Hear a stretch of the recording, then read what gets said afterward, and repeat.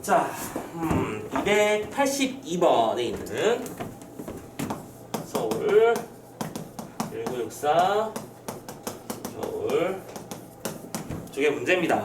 페이지는 256페이지고 282번이네요. 뭐 문제들이 짧아서 금방금방 해결들은 해서 아마 큰 무리는 없을 거라고 봐요. 일단은 이 작품 같은 경우에는 산업화와 도시화 사회에서의 인간 소외를 말하는 작품이다라는 것을 강력하게 얘기했었고요. 그리고 중간중간 다른 스토리를 좀 알려드렸었고, 그리고 작품의 제목이 많은 것들을 함유하고 있었다라고 했었지. 서울이라는 배경, 1964년이라고 하는 시대적 배경, 겨울이라고 하는 계절적 배경까지요. 그리고 저것들이 상징하는 바를 한마디로 정리하자면 다시 한번 인간은 산업화와 도시화 속에서 소외된 인간들의 어떤 이야기다 라는 거 말씀드렸었습니다. 그것만 잘 기억하고 있으면 웬만하면 이 문제의 답의 경향성이 보일 거예요. 이 너무 확연한 작품이라서 그래. 자, 봐봐. 보기에서 이런 말을 하죠. 282번이에요. 서울 1964 겨울에는 1960년대 서울을 배경으로 인간적 유대감이 부재한대요.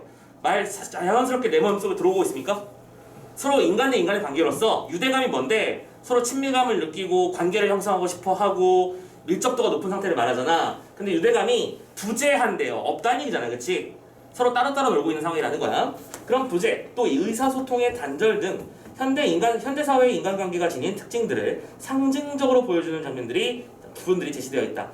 자, 작품 속에서 소외를 상징하는 게 굉장히 많이 나오는데 그 상징들을 찾아볼 수 있겠니? 라고 묻는 문제야. 그럼 얘들아, 이 문제 자체는 또 나중에 내신 대비 같은 데서 이 문제 자체가 가지고 있는 가치가 높겠죠. 오케이? 여기 나오는 선택지의 이야기들이 작품에 등장하는 상징적 소재들이므로 이걸 가지고 다양한 문제를 또 만들어낼 수 있을 거라고 봐요. 1번부터 봅시다. 등장인물들이 집으로 돌아가지 않고요. 여간으로 발길을 돌렸습니다. 오케이, 그건 사실이에요. 그래서 이것이 계층 간의 유대인식의 소멸을 암시한다. 자, 말장난치고 있는 문제였어 이거 지금. 분명히 유대인식의 소멸이라고 하는 것은 분명히 이해했던 게 맞는데 지금 선택지에서 어떤 단어를 썼냐면 계층 간의 유대인식이라는 표현을 썼어. 근데 중요한 건 이 작품 속에서 등장인물들이 서로 다른 계층적 구조를 가지고 있었니? 아니야. 그냥 어느 술집에, 허름한 술집, 포장마차라고 하지. 포장마차에 우연히 모인 사람들이 얘기할 뿐이지 너는 사회적으로 높은 지위를 가진 사람, 너는 별 볼 일 없는 직업을 가진 사람 이렇게 나눠진 것은 없었습니다. 그쵸? 계층적이라는 말을 쓸 수 있는 근판에는 그거 없단 말이죠. 그래서 정답은 1번이 되는 거야. 그치? 근데 이런 사소한 단어 하나, 사소하지 않지만 사소해 보이려고 노력한 이런 계층간 같은 단어 하나 때문에 답이 1번에서 안 보이면 어떤 일이 벌어지는 거야? 2번도 봐야 되고 3번도 봐야 되고 4번도 봐야 되고 5번도 봤는데 답이 없네? 그럼 무슨 일이 벌어진 거지? 또 지문 가서 확인하고 또 선택지 다시 읽고 그러다가 시간 말리는 거야. 이런 게 중요한 거지. 디테일 싸움 해주셔야 돼요. 자, 아무튼 계층간 유대인식이라는 판단을 할 수 있는 근거는 없습니다. 2번부터 가보자. 근데 나머지 많은 선택지들도 중요하다고 했었지. 등장인물들이 결국 여간방을 따로 쓰는 것은 정신적 유대감과 공동체 의식을 상실한 세태를 보여준다. 자, 2번부터는 맞는 얘기니까 오른쪽에 따로 써보자. 방은 어떻게? 각자 쓰자. 그래서 선생님이 수업할 때 지금 이런 부분도 말씀드렸었잖아. 왜? 아니, 방은 따로 쓰시는 게 좋겠습니다 라고 말했었고요. 그것을 선생님이 뭐라고 설명했었어? 아는 진심으로 상대방을 위해서도 그렇게 말한 거라고 했었지. 개인주의와 어떤 이기주의란 말은 좀까지 너무 멀리 간 것 같긴 하지만 어쨌든 개인주의가 팽배해 있는 이런 상황에서 온전하게 휴식하려면 나 혼자 있는 게 중요하거든. 그러니까 이 사람도 그렇게 해서 휴식을 취하라고 권했지만 그 사이에 자살을 해버린 것이었죠. 자, 아무튼 공동체 의식의 상실이라는 어떤 상징을 가지고 있는 사건이 뭐가 있느냐? 방을 각자 쓴다라는 거야. 세 번째, 등장인물의 이름을 안, 나, 사내와 같이 익명으로 처리한 것은 피상적이고 형식적인 인간관계를 상징한다. 이거 되게 중요한 요소거든. 이거 익명성이라는 단어로 써드릴게요. 자, 방을 각자 쓰는 것은 소외를 상징하고 익명성이라고 하는 것은 그 소외가 어떻게 되고 있다는 거야? 사람들이 전부 다 자꾸 여기서 하나 고일기까지 나오나? 그렇지. 4번이랑 연결되는 거기도 한데 가짜 이름을 들이대고 작품 속에서 진짜 이름이 나오지 않는 것은 그 인물의 어떤 존재론적 본질, 그 인물이 가지고 있는 어떤 개성적 면모 그런 것들은 1도 중요하지 않다는 얘기잖아. 그렇지? 사람들의 관계가 이제 피상적이 됐다는 뜻이야. 피상적이 무슨 뜻인데? 겉핥기만 한다는 얘기지. 겉으로 보이는 면모만 보고 다 판단한다는 얘기죠. 저 사람이 얼마나 진짜 백인지 모르고 그냥 겉으로 보이게 그러니까 라고 생각하면서 잘못 생각하는 경우가 많아지고 있어. 4번도 연결해서 그냥 바로 갈게요. 3번에서 뭐라고 했었죠? 인적 사항을 거짓으로 기록한 것은 타인에게 자신의 존재를 드러내기를 꺼리는 사고방식이야. 그렇지? 인적 사항을 거짓으로 적고 들어가. 옛날에 이런 게 가능했던 게 그 이유가 뭐냐면 여관이나 요즘에는 잘 여러분들이 여관이 어딘지도 잘 모를 거지만 그지? 이런 여관 같은 데 들어갈 때 숙박계라는 걸 썼었거든. 근데 거기다가 이름, 주민등록번호, 연락처, 그 다음에 몇 명이 누구누구 왔는지를 다 써야 되는 거야 원래는. 근데 그거를 올바르게 제대로 쓴 사람이 생각보다 많지 않았어요. 오케이? 왜냐? 안 써도 제대로 쓰지 않아도 누가 뭐라고 하지 않았거든. 왜 그런 거 있잖아. 이번에 뭐 우리 코로나 때문에 여기저기서 문제가 되고 있는데 그 교회 방문객 목록을 찍는데 다 거짓말이라서 이상한 사람을 왔다 갔다 한 걸로 잘못 거짓말로 보고하고 이런 일도 실제로 지금도 벌어지고 있는 일이잖아. 그렇지? 뭐 어쨌든 이렇게 거짓을 쓴다. 거짓이라고 하는 것이 상징하는 게 뭐냐는 거잖아. 그럼 결론적으로 이것은 피상 그 레벨을 떠나서 자신을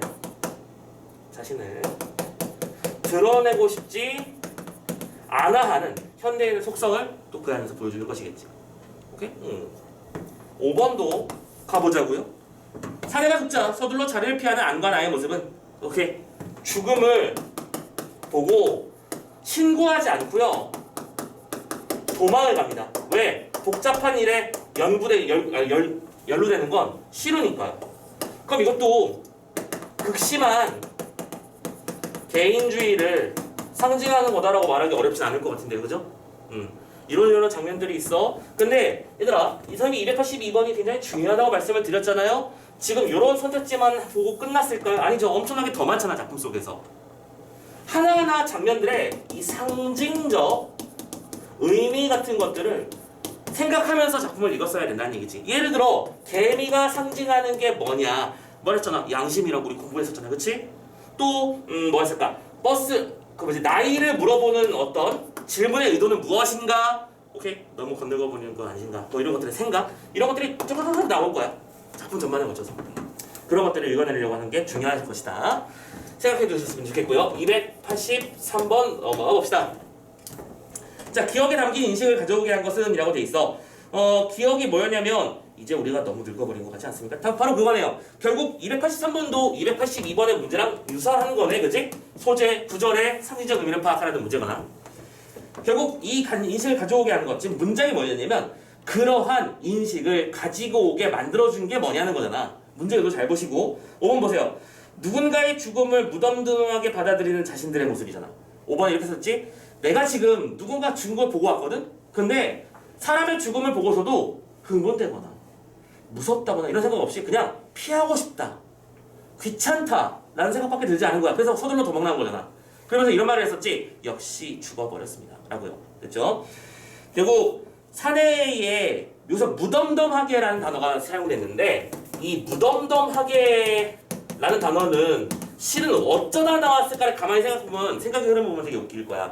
원래 여기다 쓰고 싶은 말은 무관심 그리고 소외 같은 말을 쓰고 싶었을 텐데 선택지에 그걸 쓰면 너무 답이잖아. 이 작품의 주제가 그건데. 그러니까 그 단어를 좀 다른 말로 바꿔서 무덤덤하게 대응하는 다른 사람들의 이야기 이렇게 바꿔줌으로써 난이도를 조금 올려보려고 했던 노력 같은 거라고 생각하면 좋겠어요. 그러니까 이런 게 읽히면 편안하죠. 문제가 쉽다는 얘기고요. 그죠? 됐습니다. 284번도 결국에 또 284번도 똑같은 문제네. 이번엔 뭐의 의미? 개미의 의미를 파악하라는 문제니까 개미는 뭘 상징한다? 뭐 자신의 양심, 그치? 혹은 뭐 양심 말고도 무슨 말이 있을까? 죽은 사나이의 분신이라고 쓰는 경우도 있을 수 있겠습니다만 뭐 양심이라는 단어만 뽑아낼 수 있으면 뭐 다 당연히 답이 될 수 있는 녀석이겠죠. 됐죠? 어쨌든 이 모든 문제들이 하나로 귀결되고 있어. 구절의 상징적 의미로. 그게 그만큼 중요하다는 얘기일 거야. 됐지? 자, 마지막 문제입니다. 영화에서 사내가 우리와 한 방에 묵기를 원한 이유는 뭐냐면 자기가 뭐뭐 하려는 마음이 들까봐 무서워서. 야, 이거 뭐 장난해? 죽으려는 마음이 들까봐 였잖아. 그치? 모든 걸 자포자기한 상태였죠. 심지어 아내를 판 돈을 불태우고 왔습니다. 방금. 그래서 얘기했었죠? 돌에 묶어가지고 막 던지기 놀이 한다고 했었잖아. 마지막에. 쓰다 남아가지고요. 왜? 이 돈은 자신에게는 뭐랄까 자신의 무능, 자신의 어떤 괴로움 이런 것들을 상징하는 녀석이니까 하루빨리 써서 없애버리고 싶었던 거야. 그러다 보니 친구들, 안과 나라는 친구들은 그 사내가 돈을 다 쓰자마자 정말 냉정하게 다 썼네요. 갑니다잉? 이렇게 해서 가려고 하거든. 그거를 사내가 양쪽 막 바지가락이 붙들고 막 늘어지는 거야. 나랑 오늘 하루만 같이 있어줘요. 나 이대로는 안 될 것 같아요. 라고 말하면서 있어가지고 영화까지 같이 가는 거거든. 되셨죠? 자, 아무튼 이런 작품이었습니다. 되게 씁쓸한 작품이었었고요. 자, 오늘의 마지막 문제 세트가 되겠군요. 자, 유자소전 챕터로 넘어갑시다. 유자소전 작품은 이런 작품이라고 했었죠. 유자의 소, 리틀 전이다. 유재필이라는 사람의 일생을 전의 형식으로 나타냄으로써 유재필이라는 사람이 가지고 있었던 어떤 긍정적 삶의 자세, 우리가 본받아야 될 만한 교훈적인 점들, 이런 것들을 드러내는 작품이었었고, 작품은 에피소드 중심으로 올라간다고 했었고, 우리가 좀 집중해서 봐야 되는 장면들은 보통 총수랑 갈등이 빚어지는 장면이라고 했었죠. 지금 유재필이 우리가 봤던 장면은 유자와 총수의 대결 구도가 되게 중요했었잖아. 근데 유자는 총수가 돈이 많아서 싫어했니? 아니지. 유자는 그런 걸로 선입견 가지는 사람이 아닙니다. 훌륭한 사람이에요. 돈이 많으면 그에 합당한 능력을 가지고 있겠구나라고 생각했었고, 그래서 그의 개인 기사가 됐을 때 기뻐했었습니다. 근데 같이 겪어보니까 총수가 어떤 소리를 했었던 건지 기억나? 사람한테는 독종이다, 인간 말종이다, 막 이렇게 막 욕을 퍼부으면서 자기가 기르던 비단잉어한테는 불쌍한 것들이라고 말을 하죠.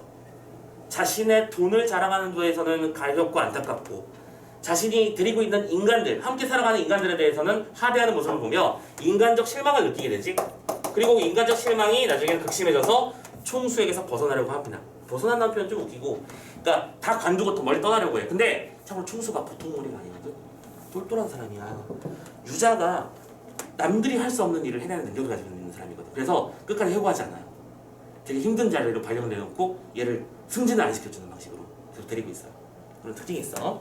자, 어쨌든 우리가 보는 장면은 그거였다는 거 생각하면서, 자, 286번의 전, 87번의 유자, 88번의 총수, 89번의 비단잉어, 이런 식의 간단한 단어 문제들은 간단하게 넘어가도 되겠죠? 넘어갑니다. 진짜 문제는 290번부터니까요. 자, 290번부터 가봅시다. 이번에도 당연히 서술상 특징 문제를 묻고 있죠. 약간 묻는 방식 자체는 표준적이고 오래된 스타일이기는 합니다. 적절한 거 찾는 겁니다. 1번, 비속어를 사용하여 구사에서 대상을 풍자하고 있어. 아, 너무 중요한 단어가 1번보다 다 나와버렸네, 그치? 비속어. 비속어가 무슨 뜻이에요? 욕설 따위를 말하는 거잖아. 오케이? 에이, 우라질. 그렇지, 뭐 이런 식의 표현이라든가. 또 뭐 했었지? 처먹는다라는 단어라든가. 뭐 독종, 말종. 물론 지금 우리가 일반적으로 쓰는 용어에 비해서 독종, 말종을 비하적 단어, 비속어라고 말하는 게 맞는가 싶긴 하지만, 우리가 보통 말종이란 말을 쓸 때는 정말로 인간 쓰레기에 가까운 인물을 할 때 말종이란 말을 쓰거든. 오케이? 어쨌든 비속어를 사용했고, 이런 것들이 어디 갔어? 대상에 풍자로 이어지는 거 맞는가? 풍자되는 거 맞았죠? 풍자는 왜 하는 거라고? 뭐 하는 거라고? 비판하는 거야. 우스꽝스럽게 혹은 안타깝게 비판해 돌림의 돌려 말하기 방식으로 비판을 함으로써 풍자 효과를 높이지. 1번 오케이인데, 그러면 2번은 뭐가 문제인지 보자. 사투리를 사용해서 극적 긴장을 높이고 있다. 잘 봐. 선생님, 이 작품에 사투리 등장하지 않나요? 매우 많이 등장해요. 사투리를 한자어로 표현하면 뭐라고 하죠? 방언이라고 합니다. 선생님, 이 작품에는 극적 긴장감이 없나요? 아니요, 매우 있는데요. 극적 긴장감이라고 하면 당연히 뭐 예를 들어 총수가 도대체 누가 이런 거 하면서 유자를 딱 짚으면서 말할 때 그 긴장도가 확 올라가겠죠. 그런데 문제는 사투리를 써서 극적 긴장감이 올라가는 거야? 말이 안 되잖아. 그치? 자, 있는 요소들 때문에 아끼지 마시라는 거 말씀을 드리고 싶은 거야. 작품 속에 등장하는 요소들을 단순히 늘어놓기만 한다고 해서 그게 답이 되진 않아요. 이 녀석은 인과관계로 묶여있든 혹은 선후관계로 묶여있든 뭔가 묶이는 원인이 있을 텐데 그 원인 관계를 잘 따져봐야 돼. 사투리는 긴장감의 원인이 아니에요. 그러니까 이번 답이 될 수 없는 것이지. 그런 것들 챙겨보자고요. 3번, 서술자가 인물의 대화와 행동을 통해 뭐 보고 있니? 갑자기 3번 딴 데 봤네요. 3번, 경어체를 사용해서 독자와의 거리를 좁히고 있다. 경어체 없어요. 그죠? 경어체는 무슨 뜻입니까? 높임말이죠. 높여서 말하는 거야. 뭐 예를 들어 그는 지금 땅바닥을 쳐다보고 있습니다. 저게 뭔가요? 이런 식의 말하는 거. 이런 식으로 말을 하면 우리가 보통 경어체로 썼다고 표현할 수 있겠지. 없어요. 그리고 하나 더. 얘들아, 경어체를 쓰면 이것도 재밌는 거라서 한번 말씀드려볼게. 거리감. 이게 실은 여기서 이렇게 그냥 쑥 하고 지나가기엔 너무너무 중요한 개념이거든. 잠깐만. 다른 작품에서 우리가 이 얘기를 할 기회가 있을까? 잠깐만 기다려봐요. 없어. 없으니까 지금 여기서 한번 얘기를 해드리고 갈게요. 소설을 볼 때, 야, 지금 중요한 개념 다른 얘기를 할 거야, 잠깐. 우리가 문학에서, 특히 산문문학에서, 거리감이라는 개념을 쓸 때, 거리감은 어떤 대상들 간의 거리를 말하는 것인가? 서술자, 그리고 독자, 그리고 대상이 있을 거예요. 그러니까 우선 작품 속에 등장하는 인물이 되겠죠. 그치? 요 거리 조절의 양상을 잘 보고, 보통 이 거리 조절은 누가 하는 거야? 서술자가 하는 거야. 서술자가 이쪽으로 가깝게 가느냐, 이쪽으로 가깝게 가느냐에 따라서 거리감이 조절되는 거예요. 그러면 잘 생각해봐라 얘들아. 서술자가 이쪽과의 거리를 멀게 하고 이쪽과의 거리를 좁히게 하면 어떤 효과가 만들어질까? 한번 생각해봐. 자, 서술자가 독자판에 들어서 대상을 까고 있는 이런 거야. 자, 봐봐. 비유적인 표현이니까 이해 좀 해줘. 여기 승혁이라는 나쁜 인간이 있어요. 근데 서술자가 보기에 얘가 너무 나빠. 너무 나빠서 여기 독자들이 보고 읽고 있는데, 원래 일반적인 서술자라면 이렇게 중간에 서서 그는 지금 다리를 꼬고 앉아 있습니다. 그는 지금 연필을 쥐고 있군요. 이렇게 말하면 되는 거야. 근데 이렇게 붙으면 이렇게 하는 거지. 저것 좀 보세요. 저게 뭡니까? 이렇게 말하는 거죠. 어떤 느낌인지 알겠어? 자, 선생님이 지금 인물과의 거리를 벌려버렸고 여러분들과 독자와의 거리를 좁혔습니다. 그랬더니 어떤 일이 벌어졌어? 이쪽의 거리를 가깝게 하고 이쪽의 거리를 멀게 하면 무슨 일이 벌어지는 거야? 풍자라는 효과가 만들어지잖아. 대상을 비판하는 효과가 만들어지지. 무슨 말인지 알겠어요? 오케이? 자, 이런 거 되게 중요한 개념이야. 서술자가 독자와의 거리를 가깝게 하고 대상 혹은 인물과의 거리를 멀게 함으로써 나타내는 효과는 풍자입니다. 이걸 뒤집어서 이해해 볼까요? 뒤집으면 봐봐. 이번에는 다시 한번 여기 또 정말 불쌍하고 안타까운 사람이 있어. 또 옆에 붙어서 오늘 저 손 좀 보세요. 오늘도 고생을 많이 할 것 같아 보이는데 어떻게 하면 좋죠? 저기에 또 데일밴드를 발라야 될 것 같아요. 난 너무 안타까워 보이네. 이렇게 말을 했어요. 자, 그러면 이건 자연스럽게 독자의 거리는 내버려뒀지만 서술자가 어디한테 붙어버린 거야. 완전 이쪽으로 붙어버린 거지. 그렇지? 이쪽을 가깝게 한 다음에 그럼 이쪽이 가까웠으면 상대적으로 이쪽이 멀어질 수밖에. 그렇지? 그럼 이렇게 되면 이건 풍자가 아니라 대상에 대한 연민? 그렇지? 뭐 공감? 이런 정서를 우리에게 보여주는 것이지. 저 사람 너무 불쌍하지 않냐? 안타깝지 않냐? 됐어? 자, 풍자와 연민이라고 하는 게 이렇게 큰 차이를 보여주는 방식으로 설명되는 방식도 있다는 거지. 이런 관계도를 그려서 시험 문제를 종종 내기도 하고요. 지금 당장 이 작품에서 할 얘기도 아니고 여러분들이 앞으로 배우게 될 또 다른 작품들에서 하게 될 얘기지만 보통 방금 우리가 경어체 얘기를 했잖아, 그치? 경어체를 사용하면 이런 일이 많이 벌어져. 지금 첫 번째로 얘기한 부분들. 특히 이런 부분이 굉장히 중요해. 앞으로 여러분들 뭐 미스터 방이라든지 또 여러 가지 여러 소설들을 보게 될 텐데 그 소설에서 빈번하게 쓰이는 방식 중에 하나가 이거야. 거리의 조절, 풍자 이런 키워드들이 나오게 될 거야. 일단 지금은 이런 개념이 있다는 것만 알아두시면 될 것 같고요. 됐죠? 자, 말 나온 김에 한번 설명해 봤습니다. 여기서 이렇게 거리를 좁히다, 거리를 멀게 하다 이런 것들은 뭘 말하는 거지? 참고로 그러면 경어체를 사용하면 독자와의 거리가 좁혀지는 것인가요? 일반적으로 그럴 수도 있고 아닐 수도 있습니다. 이거는 그렇게 보기는 어렵지만 일반적으로 우리가 보는 소설 중에서는 대부분 가까워진 쪽이 맞을 거예요. 자, 그리고 마지막 5번인가요? 아니다, 4번이구나. 넘어갑니다. 작품 안에 서술자가, 얘들아, 작품 안에 서술자를 가로쳐봐. 작품 안의 서술자를 가로쳐보라고? 그리고 이걸 우리가 알고 있는 다른 어떤 용어로 바꿔주세요. 몇 인칭? 몇 인칭이야 이거? 1인칭. 나이스, 그렇지. 작품 안에 서술자라고 하면 1인칭을 말하는 겁니다. 그럼 참고로 이걸 뒤집어서 작품 밖에 서술자라고 하면 몇 인칭이라고 말해야 돼? 3인칭이라고 말하면 되는 겁니다. 단순하죠? 오케이, 그거 조심해 주시고.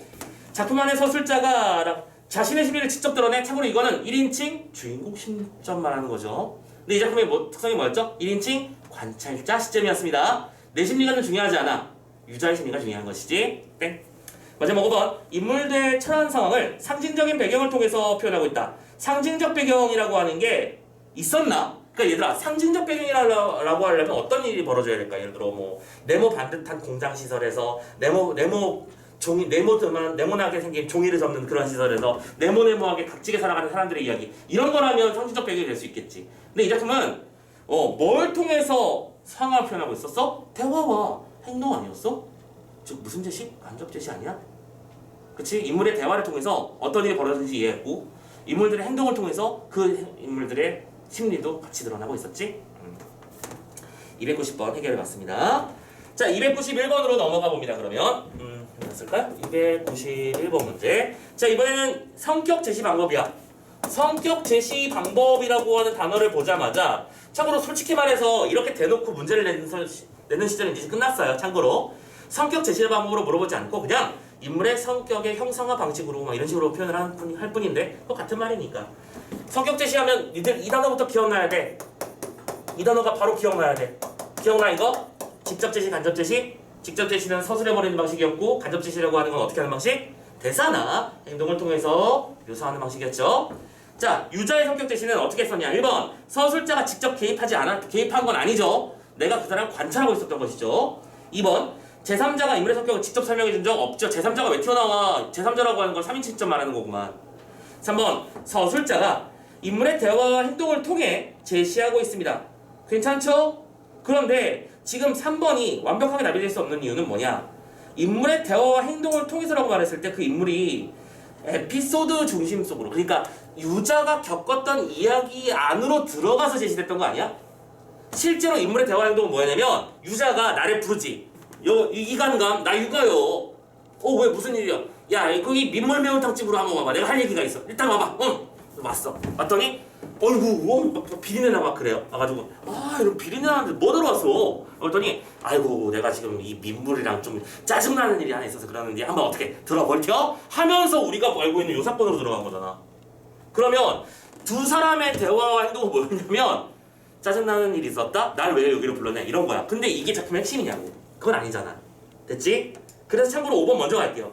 서술자가 직접 제시를 한 후에 그러한 성격을 알 수 있는 일화를 소개하고 있다. 바로 이거지. 서술자가 먼저 직접 제시를 했어. 유자는 이러이러한 인물이야. 그리고 나서 그러한 것들을 확인할 수 있는 에피소드를 뚝뚝뚝뚝 늘어놓는다고 했었죠? 정답은 그래서 5번입니다.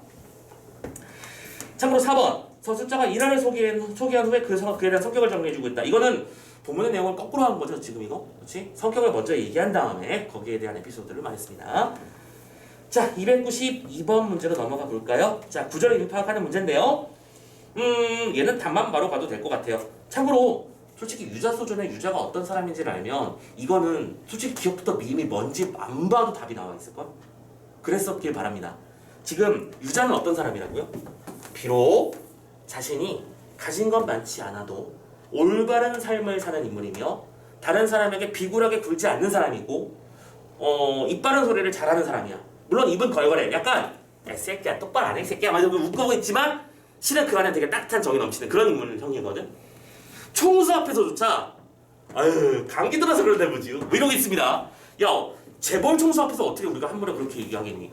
얘들아 재벌 총수 보통 드라마 같은 데서 출근할 때 어떻게 되든 이 사람한테 주머니 한 손 쥐고 들어가면 사람들이 이러고 있잖아. 그런 분위기에서 얘는 감기 들었나 봐요. 이러고 있습니다. 이거는 정말로 배짱덩어리 아니면 할 수 없는 일이죠. 그죠? 자 그래서 다시 작품 속에서 우리는 유자라는 인물 자체가 뭐 하는 사람이야? 뭔가 의로운 자, 자신의 속마음을 직접적으로 밝힐 수 있는 당당함을 지닌 사람 이런 것들을 알고 있어. 그런데 선생님 아까 선택지를 안 봐도 볼 수 있다고 했잖아. 4번 유자는 운전사 자리를 지키기 위해서 화를 참는 것이다. 유자는 그럴 리가 없어요. 이 작품은 유자에 대한 어디다 썼어? 전이야. 유자는 그럴 분이 아니야. 알겠죠? 이거는 뭐 되게 쉽게 풀렸으면 좋겠다는 얘기를 하고 싶네요. 참고로 유자는 이 사건을 겪은 뒤에 스스로 운전사 자리에서 근데 내가 물러나는 거 싫거든? 왜? 내가 잘못한 게 없는데 내가 그만둘 수는 없는 거잖아. 사리급 합리에 거의 미치니까 그 다음부터는 총수에게 되고 약간 들이받는 스타일을 바뀌어요. 뭐 일이 생기면은 어쩌라고요? 저는 퇴근합니다. 버리고 막 이런 일이 벌어져요. 그러니까 유자 총수도 부글부글 하는데 총수는 참고로 어떤 사람이냐면 이 유자 같은 사람들 다 아래 것으로 보는 사람이에요. 저런 부족한 녀석들 상대해봤자 내 혈압만 안 좋고 야 혈압약 가져와봐 이런 느낌이거든. 그러니까 총수는 총수 나름대로 얘들이랑 따따붙어 하기 싫고 유자는 유자 나름대로 저 사람이랑 가까이 하기 싫으니 그런 불편한 동조가 조금 지속되다가 나중에 그 부처님 불상 닦는 사건 하나 때문에 잘리게 되고요. 총수는 아니지 유자는 그 사건을 겪고 나서 되게 즐거워합니다. 아 드디어 잘렸다. 내가 내 발로 나오지 않아서 다행이다. 하지만 그렇다고 회사에서 잘린 건 아니고 다른 직책으로 이동 발령이 되는 거예요. 자 아무튼간에 근데 지문 속에 이런 말은 나오지 다른 운전사들은 그 자리를 가기 위해서 정말 용을 쓰잖아. 정말 간절함을 다하지. 왜냐면 내가 1호차의 운전사가 되는 거니까 그 기업의 대표차를 운전하는 사람이 됐으니까 권력을 얻는 거라고 나름대로. 그렇지? 근데 유자는 그런 거 신경 안 쓰는 사람이었습니다. 그냥 그 얘기랑 헷갈리라고 넣는 거고요. 그리고 하나만 더. 5번 선택지에 보면 이런 말이 나와 있을 거야. 의뭉을 떤다. 근데 이거 선생님이 이미 알려드린 바가 있었죠? 의뭉스럽다 혹은 의뭉을 떤다라고 하는 건 무슨 뜻이라고요? 다 알면서 짐짓 모른 채 하는 행동을 하는 거 그걸 보고 의뭉스럽다, 의뭉을 떤다라고 부르는데 의뭉을 떠는 대표적인 주자가 딱 두 명 뽑으라면 선생님은 유자 한 명하고요 이몽룡을 뽑고 싶어요. 이 두 개의 작품에서 빈번하게 나오는 사람들이거든. 이몽룡은 자신이 암행어사임에도 불구하고 집에서 자기가 거지인 것처럼 보이기 위해서 막 손으로 밥 퍼먹잖아. 그지? 그리고 춘향이한테도 자기가 암행어사인데 자기의 속마음을 자기의 현재 상황을 밝히지 않습니다. 야, 나 암행어사 됐어. 조금만 기다려봐. 이런 말 안 하죠. 어떻게 나 가진 거 없는데 이러고 있죠. 그죠? 일부러 그러는 겁니다. 의문스러운 행동. 자, 그래서 이 단어는 좀 알아두셨으면 좋겠고요. 시험에 자주 나오는 단어입니다. 뒷페이지 넘어갑니다. A부터 E 중에 대상에 대한 인식이 유사한 것끼리 바르게 묶어봅시다 라고 되어 있죠. 일단은 문제 의도만 하면 쉬운 문제야. 대상에 대한 인식이 유사한 걸 찾으라 라고 되어 있거든요. 앞으로 넘어가서 찾아볼까? A는 화려하고 귀티나는 맵시가 있다. B는 딴따라오기다. C는 어디였니? 잔인무도한 것들. D는 불쌍한 것들. E는 화류개년 이런 식의 표현을 했어요. 그러면 여기서 대상이라고 하는 것은 그 호칭하는 말들이 어떤 대상을 실제로 가리키는 건지 파악해야 되는 것이며 그 호칭을 하는 대상들의 긍정적인 시선이 담겨 있는지 혹은 부정적인 시선이 담겨 있는지를 하나하나 따지라는 얘기거든. 반자봅시다. A는 비단 잉어를 말합니다. 맞나요? 근데 그 비단 잉어를 A에서 말했을 때 뭐였었죠? 우와 예쁜데? 이런 느낌이었지. 오케이 부정적인 인식 없고요. 그냥 긍정적인 인식, 그냥 화려한 인식. 근데 B는 딴 따라보기님께라고 말해서 비아냥거린 거죠 지금 이건. 대상에 대한 부정적인 인식이 있는 거 맞죠? 오케이. C 잔인무도한 것들은 비단잉어를 말하는 게 아니라 사람들을 총수가 비난한 것이었습니다. 상관없는 얘기고요. D 불쌍한 것들은 총수가 비단잉어를 대하는 마음이었죠. 안타깝게 여기고 있었습니다. 사람보다 더 높게 여기고 있었다는 얘기죠. 근데 E는요 꼭 반반한 화류개년 별말 없는 거랑 비슷하다고 거고요. 화류개년이라고 하는 건 뭐랄까 겉보기만 예쁘지 속 내실은 하나도 없는 우리가 흔히 말하는 백치미를 가진 여성들을 말하는 게 이런 거거든. 그러니까 물고기도 실제로 그렇더라라고 말하고 싶은 거죠. 물고기를 비판하는 말이죠. 됐나요?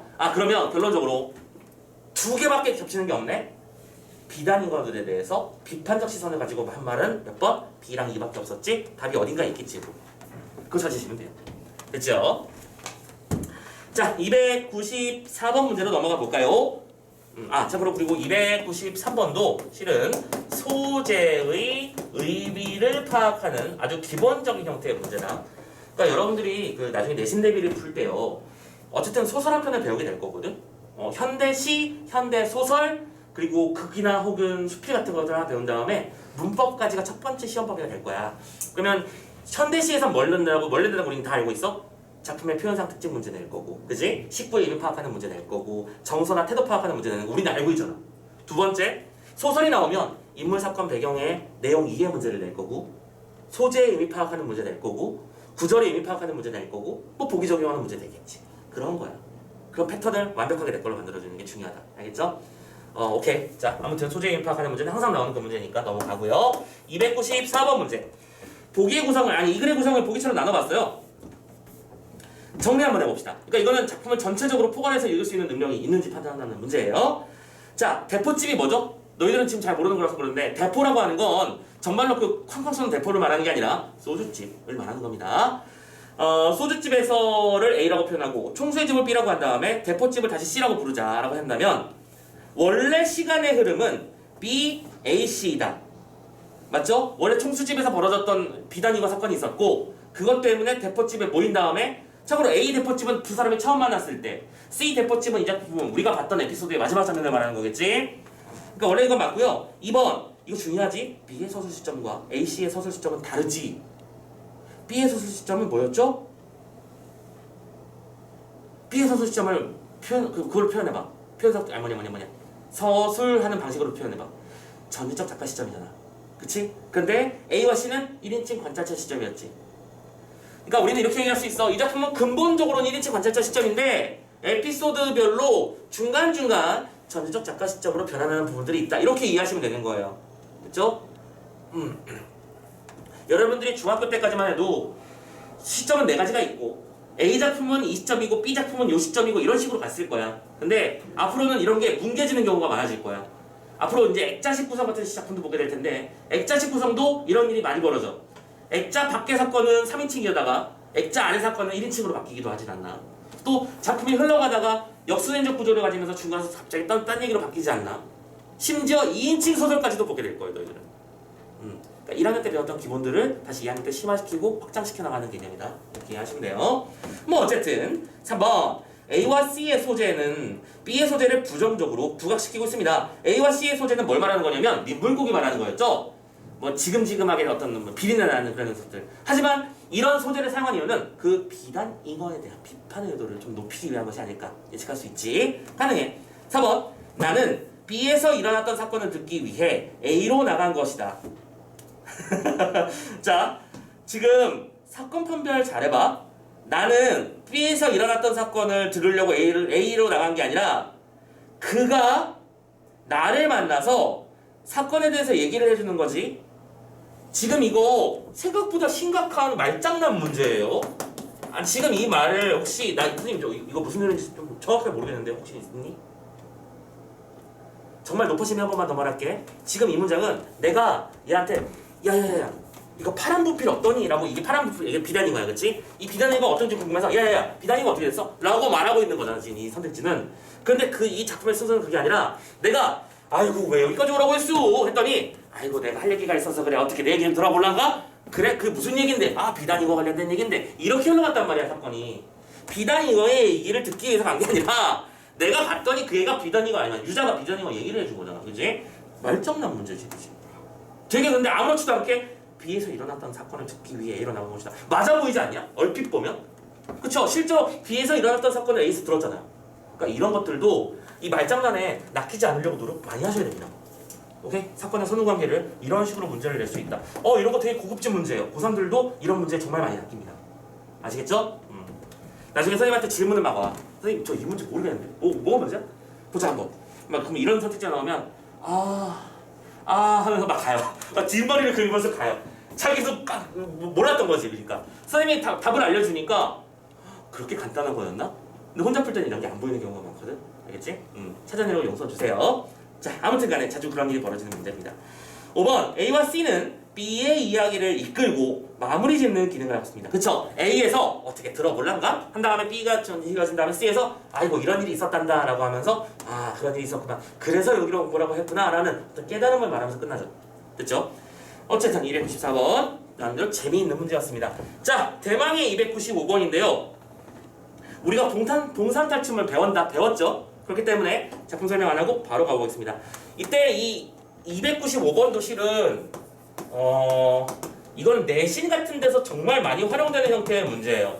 이 유자소전이라는 작품 자체가 기본적으로 풍자라고 하는 코드를 지니고 있으며 또 이 전이라고 하는 고전 양식을 채용했기 때문에 이 두 개의 면을 가지고 있는 고전 양식 중에서 아예 풍자를 모토로 한 작품이 하나 있잖아. 동산탈출 같은 거, 그지? 이런 것들을 끌고 와서 비교해버리는 문제가 있을 수 있다는 거지. 자, 그래서 말뚝이랑 유자의 공통점을 찾아보자. 이거 배웠던 거 기억납니까? 말뚝이는 처음에 쉬하고 등장해가지고 양반의 위험을 나타냈다가 말뚝이가 조롱하고 이거 기억나? 재단부죠?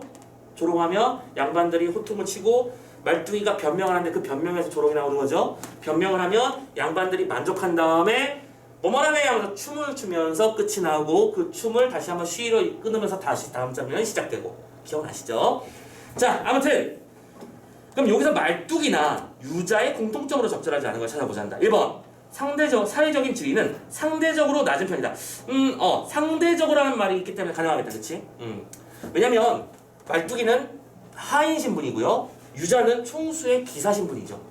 사회적 지위가 높지 않습니다. 2번, 상대방에 대해 조롱하려는 태도를 보이고 있습니다. 상대방을 누굴 말하는 거지? 이 작품에서는 총수를, 그리고 동산자춤에서는 양반을 말하는 것이겠죠? 됐습니까? 쌤이 지금 문제 풀면서 뭐하디? 상대가 누구냐라는 거 같이 한번 확인하고 있지. 쌤이가 지난번에 말씀드렸던 거 기억나시죠? 문제 풀 때 상대, 대상, 참고로 대상과 상대는 같은 말이야. 뒤집으면 같은 말이잖아, 그지? 또 객체, 인물 이런 식의 말들이 등장하면 그게 누구, 누구인지를 정확하게 잡고 가라고 했었습니다. 기억나시죠? 그것만 잘해주시면 돼. 3번, 우스꽝스러운 언행을 통해 희화화, 우스꽝스럽다는 말이잖아. 이 말 자체가 희화화되어 있는 인물이다. 3번이구만. 아니, 유자가 희화화의 대상이야? 아니지? 오케이. 말뚝이가 부끄러움, 그러니까 좀 웃기는 대상이었죠? 아니죠. 대상이 희화화되는 것이었죠. 대상이라고 하는 건 총수와 그리고 누구야니? 양반들이었습니다. 정답은 3번. 4번, 처지나 신분에 얽매이지 않은 말투를 사용하고 있습니다. 그쵸? 약간 여기서 동산탈춤에서는 말뚝이가 중간에 말도 살짝 놓기도 하고 막 그러잖아. 5번, 음의 유사성의 바탕을 둔 언어유희. 이거 뭐 말하는 거니? 계잘량, 계다리 수반 이 부분하고, 우리가 봤던 여기서는 차에 코 풀고 싶어, 뱉어냄 벤또 이런 말들이 있었죠. 자, 그런 말들을 가지고 언어유희 했던 것도 똑같이 나타나 있습니다.